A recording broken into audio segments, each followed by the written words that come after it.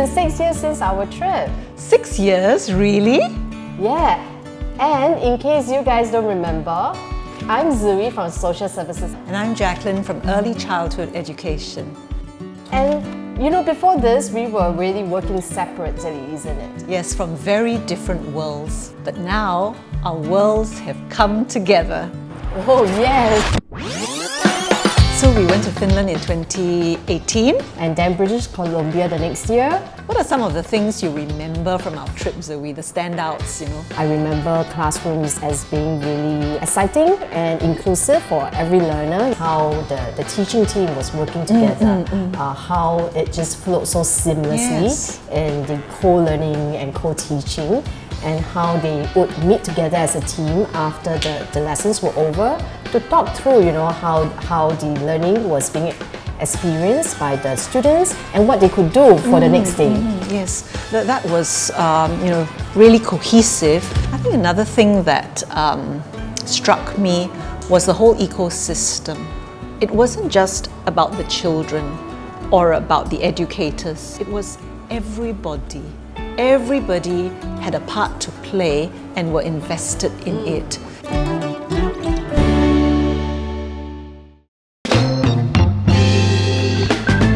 Yeah, I'm really glad at the journey that MAPI has taken in the last 5 years, starting from that, just thinking about, how can we make preschools more inclusive with Singapore? And of course, really aided by the nation's belief and movement in this area as well, wanting to make our mainstream preschools more inclusive. I think that played a big part in what we were trying to achieve in MAPI. Through the trip and over the last 5 years, I've come to appreciate and understand inclusion on a much deeper level, and realizing that it's really a whole of society effort.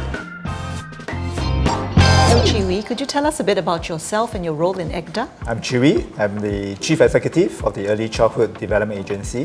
When Singapore started developing services for children with developmental needs, we took a more focused approach in terms of the way the initial program, the early intervention program for infants and children were designed, one size fits all. But along the way we learned, and I think we realized that actually the children's needs and requirements do change over time, and we begin to adjust the program to make sure that they are more focused at what they need. In the beginning, I think parents brought their children to the hospital in the hopes that the doctors and the therapists would fix the child, and it's clearly not the case. So I think in this space, I would say that one of the most significant things is bringing all the stakeholders together, from parents, early childhood educators, early interventionists, therapists, and so on. And recognizing that everybody has a role to play. One of the things that we have learned is that children with developmental needs or special education needs will benefit from the experience. What we also know is that classmates benefit because they have the experience of working with, of interacting and getting along and having relationships with children who might be different from them. If we think about this, inclusive classrooms then, in preschools actually offer a little brick that helps us to lay the foundation of what it means to have an inclusive society. I think we've recognized over the years that a child might go for early intervention maybe 2 or 3 times a week, maybe 2 or 3 hours each time. But he goes to preschool the rest of the time. How do teachers kind of manage if there are difficulties? The preschool teacher teaching one thing, and the early interventionist teaching another thing, and the therapist, for example, or the allied health professional teaching something else. It takes quite a while for any child to really integrate all this into what they're trying to develop. So the responsibility then lies on us as professionals to really pull these things together.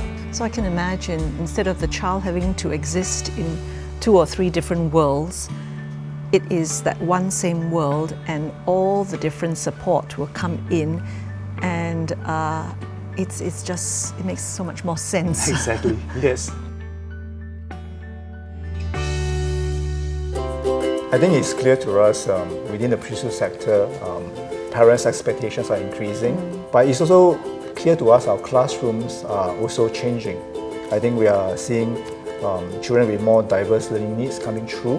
We are also working with more operators to bring that level of expertise on how to really to design inclusive classrooms, how to make sure that our curriculum and our pedagogies have elements of universal design within, and then helping the teachers understand, internalize it, create communities whereby they can seek advice from fellow educators on this. Operators like us, we play a very critical role in driving inclusivity within preschools by providing the necessary leadership, the vision and the resources. We need to prioritize inclusivity in our organizational culture, develop and empower leaders and teachers, and allocate resources to create an inclusive environment for all our children.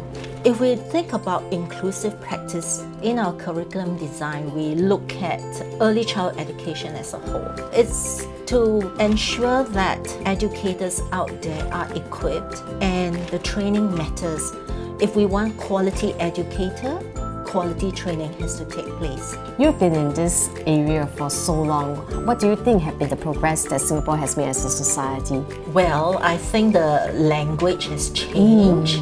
So we are more accustomed to the word inclusion, and it's not just including children from various cultural backgrounds, but it is also children with developmental needs in the classroom. There's still a lot to do, and I think one way is to reach out to the leaders. There must be an organization-wide belief and commitment so that the policies in the schools can be written very vividly so that the teachers can be able to include children without hesitation because they know that there is that pillar of support for them. In addition, we have recently implemented a 3-year upskilling roadmap for our staff. This initiative focuses on equipping our teachers and educators with a positive mindset towards inclusion and universal strategies to better support children with diverse abilities.